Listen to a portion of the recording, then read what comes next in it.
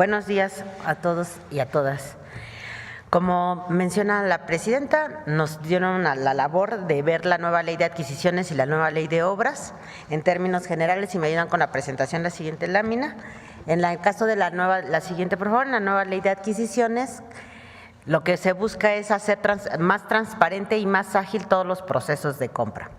Se incluyen ya modalidades que son muy eficientes para mejorar también los precios y hacerlo más competitivo, como la subasta inversa, lo que es la adjudicación directa con estrategia de negociación. ¿Eso qué es? Pues cuando vamos a hacer una compra directa, por ejemplo, digamos un medicamento de patente, pues no porque sea la única fuente tenemos que comprar al precio que se ofrezca o que nos quieran dar. Tratamos de platicar con ellos y hacer algunos tipos de negociaciones estratégicos para ver cómo mejoramos las condiciones a las que adquiere el producto el Estado. Diálogos cada vez más competitivos, esto es, se hace más transparente en caso de que el gobierno requiera un servicio, una necesidad que a lo mejor no existe en el mercado, tener una plática muy abierta con potenciales proveedores para explicar cuáles son las necesidades del mercado y desarrollar negocios nuevos, ¿no?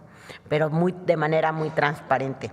Todo esto, como dijo la presidenta, el diálogo, la apertura hace que sea mucho más eficiente a la hora de hacer los procesos, pero además el que estén en la ley los hace más transparente y que sea abierto y que no se piense que hay reuniones, digamos, en lo oscurito. Y todo esto es porque tenemos la obligación de cuidar el dinero, que es dinero del pueblo, y entonces para nosotros cada peso vale. La siguiente, por favor. También se fortalece las compras consolidadas y los acuerdos macro para conseguir un menor precio aprovechando economías de escala y diálogos estratégicos. Esto estamos buscando las mejores condiciones para el Estado también con este tipo de diálogos, sobre todo cuando hay productos innovadores, porque hay productos a veces que no conocemos o que van saliendo día con día y también nosotros necesitamos conocerlos. Entonces, fomentar este tipo de diálogos para adquirir cosas cada vez con mejor precio y mayor calidad. La siguiente, por favor.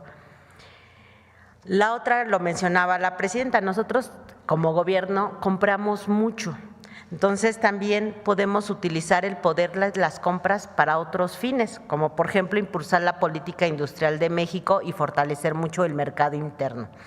En la ley también se modificó el contenido nacional, antes era del 50% y ahora pasó a ser del 65%.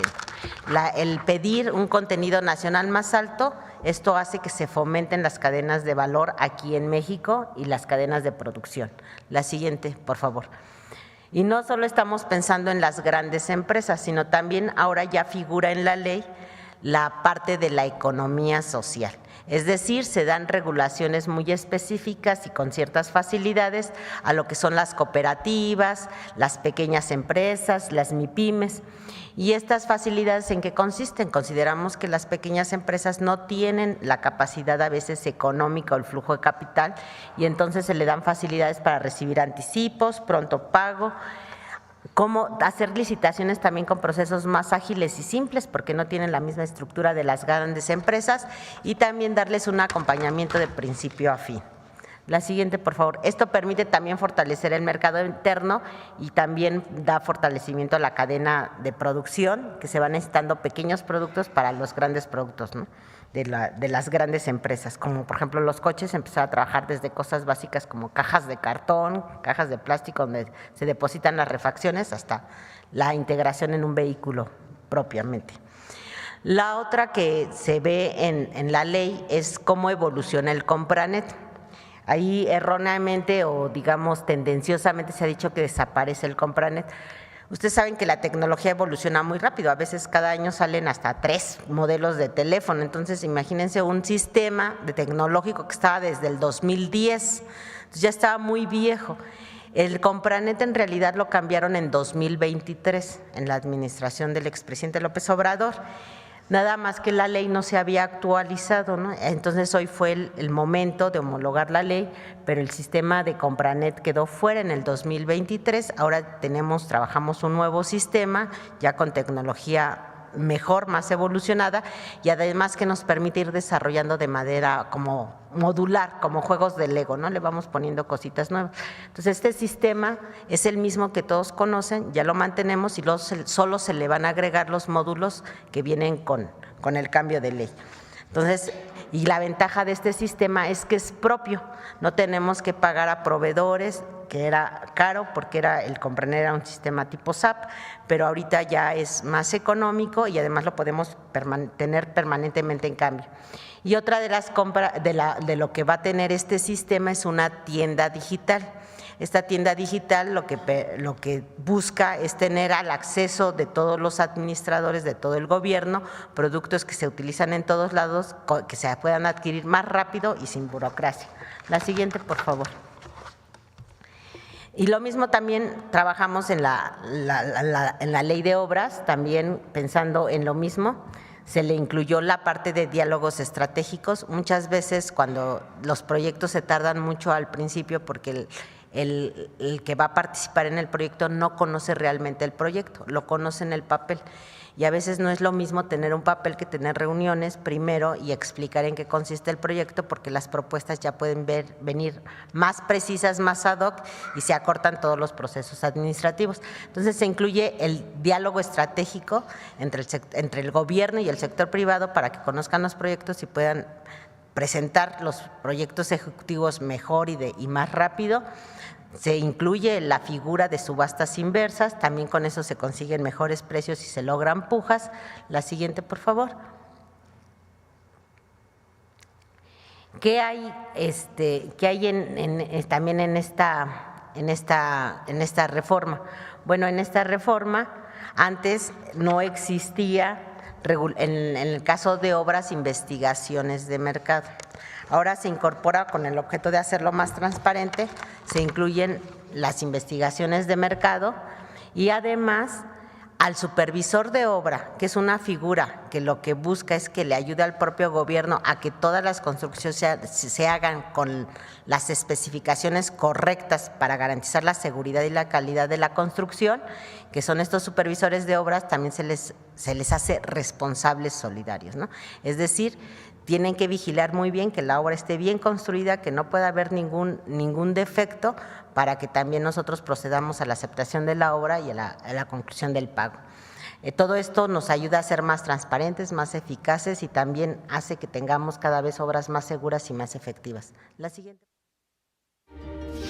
María de la Soledad Leona Camila Vicario Fernández de San Salvador, conocida como Leona Vicario, nació el 10 de abril de 1789.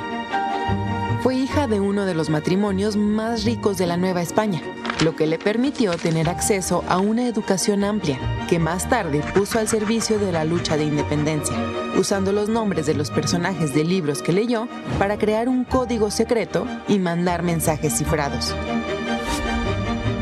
A los 18 años quedó huérfana y bajo la tutela de su tío Agustín Pomposo, un reconocido abogado de la época. A pesar del cariño familiar que había entre ellos, tuvieron posturas políticas antagónicas. Leona apoyó el proyecto autonomista criollo y la insurgencia independentista, mientras que Agustín fue un fiel defensor de la monarquía española.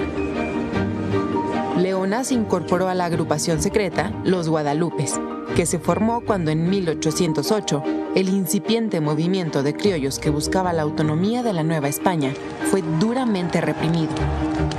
Aprovechando su posición de clase, colaboró como espía y correo para que las ideas de libertad y autonomía circularan entre las clases criollas. Tras el llamado de Miguel Hidalgo en 1810, Leona Vicario aportó recursos propios, tanto para la lucha armada como para la edición de periódicos que defendían la libertad y la participación de las mujeres. También apoyó económicamente a las familias de los insurgentes apresados.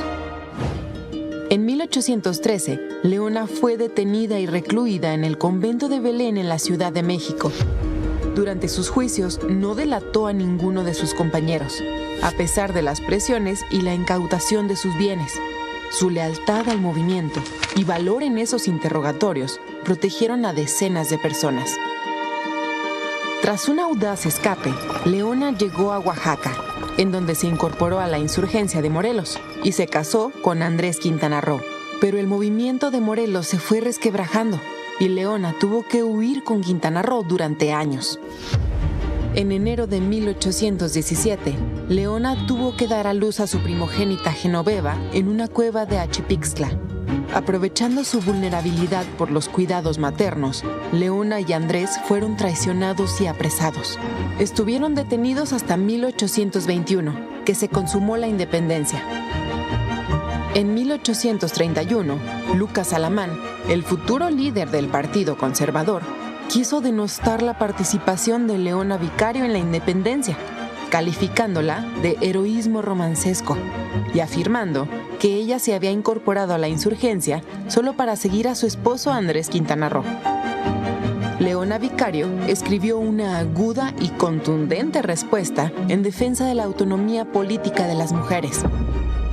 Confiese usted, señor Alamán, que no solo el amor es el móvil de las acciones de las mujeres, que ellas son capaces de todos los entusiasmos y que los deseos de la gloria y la libertad de la patria no les son unos sentimientos extraños. En todas las naciones del mundo ha sido apreciado el patriotismo de las mujeres. ¿Qué tiene de extraño ni ridículo el que una mujer ame a su patria y le preste los servicios que pueda, para que a estos se les dé por burla el título de heroísmo romancesco?